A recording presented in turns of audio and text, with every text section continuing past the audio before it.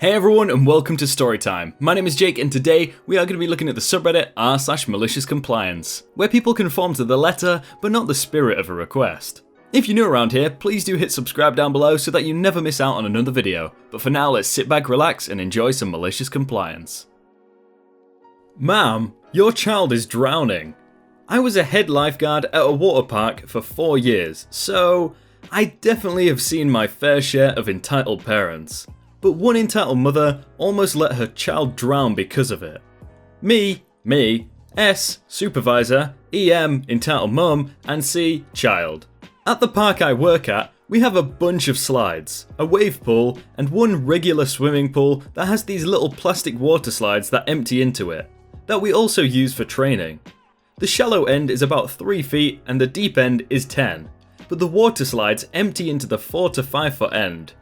A lot of people underestimate the depth, mostly parents and young children, and find themselves having to swim back to the wall instead of standing. I'm only 5'2", so even I have to swim from that slide. Because of the depth, we require everyone under 4'8" to wear a life jacket no matter where they are in the pool. State law. As you can imagine, a lot of parents aren't happy with this. And though we have free life jackets as a courtesy, on very busy days, we run out. But our biggest issues come from the parents who are convinced their child is the next Michael Phelps. On this particular day, it was fairly busy and I'd enlisted a couple of my lifeguards to look out for life jackets that were left in the cabanas/bathrooms, etc., instead of hung back up. A little kid came running to the pool and I noticed his height, about 2 inches too short, poor little guy. "Hey buddy! I'm so sorry, but you can't swim in this pool without a life jacket." Entitled mother, walking up behind him. "Oh, it's alright, he can swim." Unfortunately, because of the state law, I can't let him in the water without a life jacket. "He's on the swim team, he's perfectly fine." "I'm sorry ma'am, it's not our rule, it's law." She rolls her eyes and huffs off, but manages to find her kid a life jacket. So I take my eyes off them and pay more attention to my zone. Regular irritated parent, no big deal.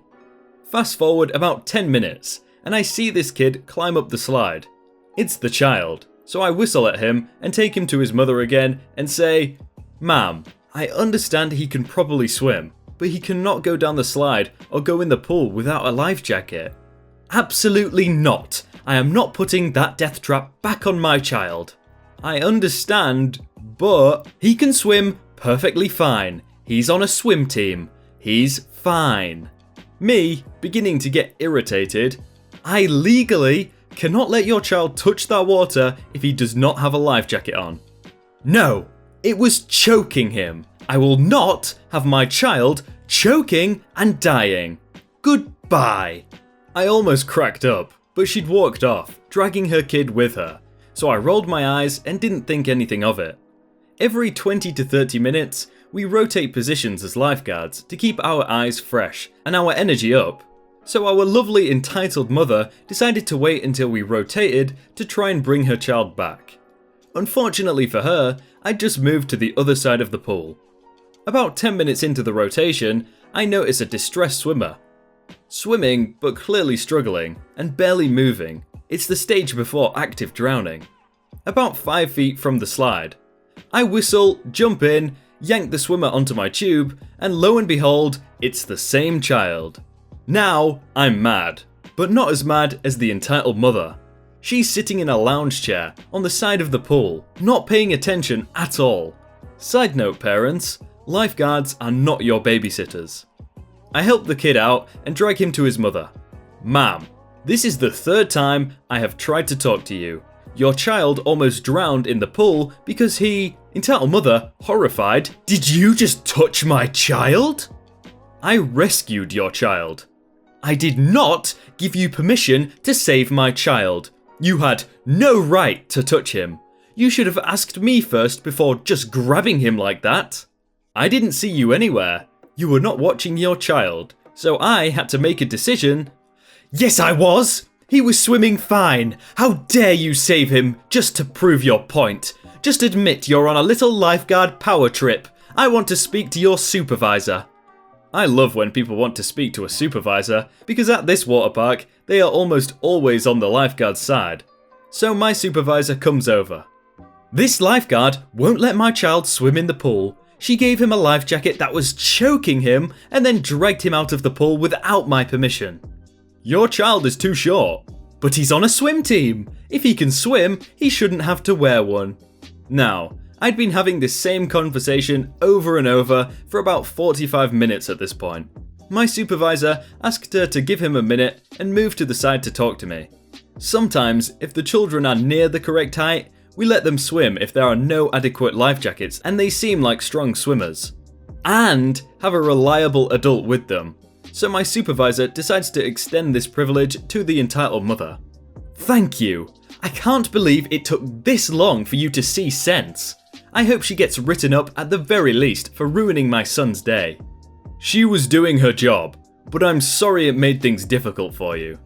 Entitled mother goes back to chatting with her friends, and her son runs happily back to the slide, where he nearly drowned once already, and slides down it.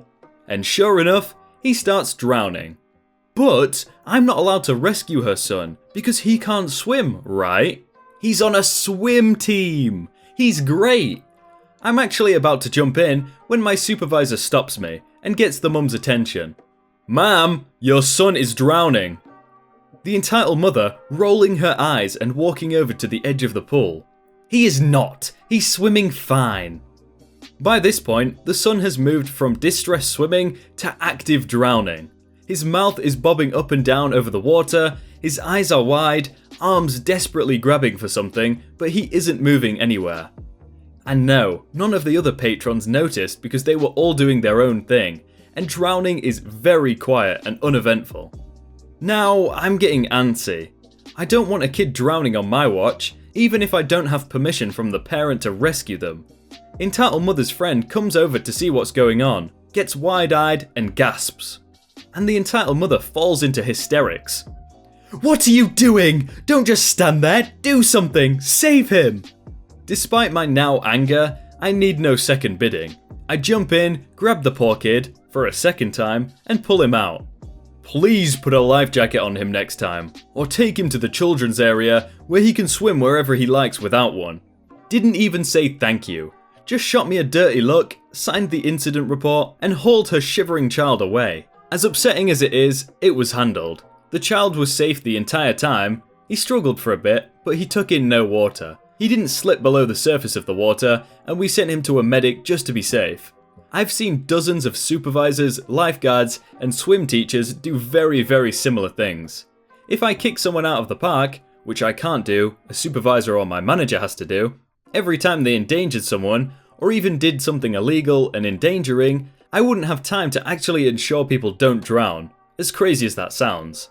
Anyway, the entitled mother didn't bother us again. The child will have learned to be more careful when he swims, and she didn't complain because she had no grounds to. That woman is definitely an anti-vaxxer, let's be honest. Want to cut my shift to save money? This happened the other day, and sort of goes here. Background. So I work at a large pizza chain as a delivery driver, and our franchise manager is known to be a bit tight when it comes to saving money.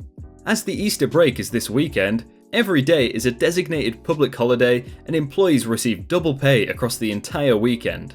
The store manager had originally had me rostered on for the Saturday and Sunday nights during evening rush, along with 2 other drivers, as it was expected to be extremely busy due to the Easter break and a large sports event nearby. To save money on costs, as I was the most expensive driver to employ based on my age and experience, the FM has cut my shift entirely, leaving me with just 2 shifts for the week, barely enough to cover my expenses. After discussing it with my store manager, and there being no way he can get me back on the roster unless someone calls in sick, I figured it would be a good idea to take some annual leave I've saved up over the last year on that day, which the store manager agreed, as it will end up costing the franchise manager more to not employ me and have customers angry at long delivery times than if he had not cut my shift.